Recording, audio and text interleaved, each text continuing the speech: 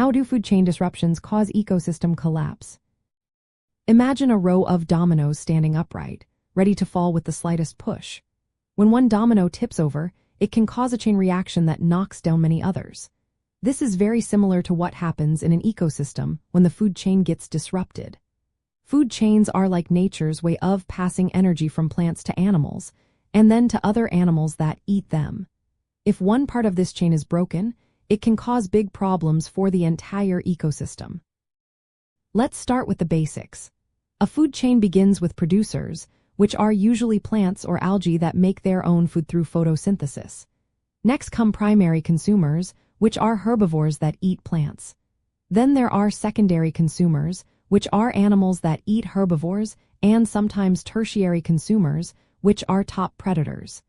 Each level depends on the one below it for energy. If one species at any level disappears or declines sharply, it affects all the species that relying on it. Some species, called keystone species, are especially important.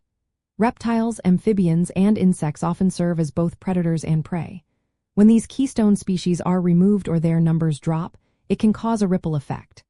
For example, if a top predator like a snake or lizard is lost, the prey animals like insects or rodents can multiply rapidly. This overpopulation can lead to overconsumption of plants and other resources, damaging the habitat. Disruptions often happen because of human activities. Habitat loss from deforestation or urban development reduces the places animals can live and hunt. Climate change can shift weather patterns, making it harder for species to breed or find food at the right times. Pollution, especially chemicals and pesticides, can poison animals or reduce their ability to reproduce. Invasive species can outcompete native animals for food and space, upsetting the natural balance. When these disruptions happen, populations of certain animals can become imbalanced. Overgrazing by herbivores can destroy plant life, which in turn affects animals that depend on those plants. If a predator population drops, prey animals can explode in number, leading to overuse of resources. This imbalance can weaken the entire ecosystem, making it less resilient to future changes. If the problem continues, it can lead to what is called ecosystem collapse. This means the whole system loses its ability to support life. Plants, animals, and insects all suffer, and the environment can become barren or unable to recover.